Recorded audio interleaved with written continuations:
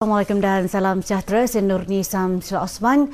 Berhasil memulakan berita utama untuk malam ini. Barack Obama kekal sebagai Presiden Amerika Syarikat setelah memenangi pertarungan sengit pilihan raya Presiden negara itu pada Rabu.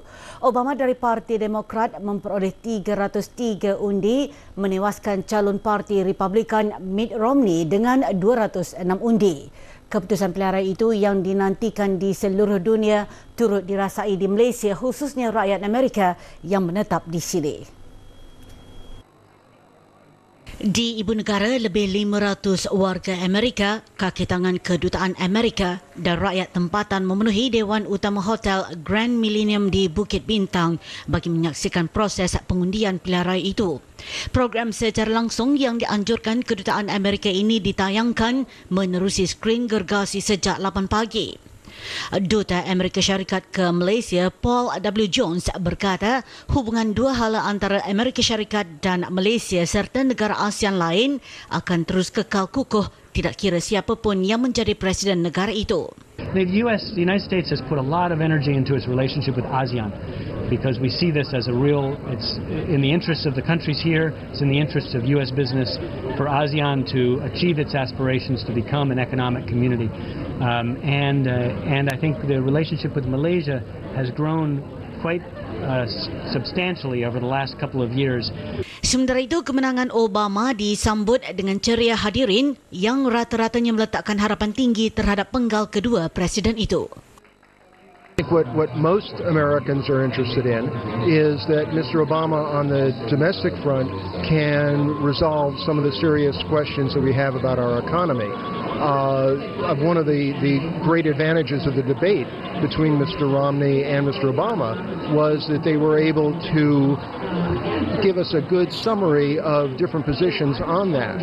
On the international front, I think it's also something that we're hoping that now, having made their statements, that our various leaders can come together behind the elected president. What I would like to see him do is, first of all, I think his first big job is to actually unite the American people, unite the Congress, so that things can move without always having to use the executive order.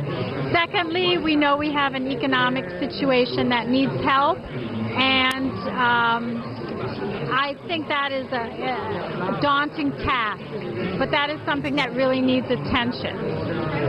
Well, I hope more than just what he can do, what everyone in Washington can do, that is get along and compromise and think of the people they represent to make things better for the U.S. and our relations abroad.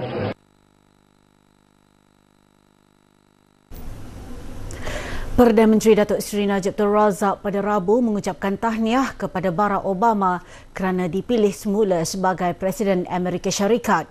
Beliau berharap Obama akan meneruskan usahanya mengukuhkan perhubungan Malaysia, Amerika Syarikat dan umat Islam di seluruh dunia.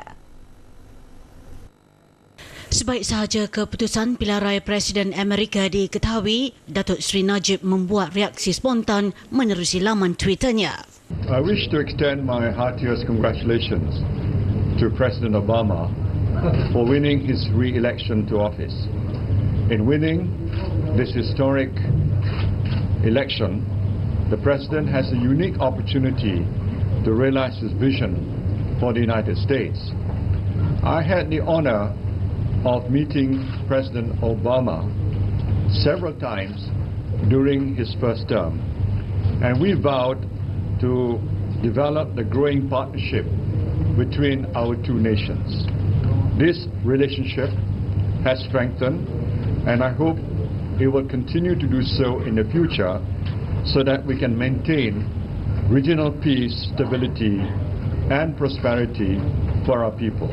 Beliau berkata demikian selepas melancarkan inisiatif PUSH di ibu negara pada Rabu. Pemilihan semula Barack Obama sebagai Presiden Amerika Syarikat disambut baik penganalisis politik tanah air. Pengarah Institut Kajian Malaysia dan Antarabangsa IKMAS, Profesor Dr. K.S. Nathan berkata kemenangan calon Parti Demokrat itu menandakan kesinambungan dasar luar yang lebih disenangi berbanding calon Republikan Mitt Romney. Cara dan kaedah yang digunakan oleh Presiden Obama adalah lebih berdasarkan multilateral dan juga berdialog dengan kuasa-kuasa lain, termasuk negara China yang memberikan persaingan kuat dari segi ekonomi dan juga perdagangan. Dan dalam isu-isu yang genting seperti yang melibatkan konflik seperti di Iran dan juga Israel, Afghanistan, boleh kita katakan ada kesinambungan dasar. Tambahnya, jika Romney dipilih sebagai presiden, dasar luar negara itu mungkin tidak akan disenangi negara seperti Iran dan Palestin.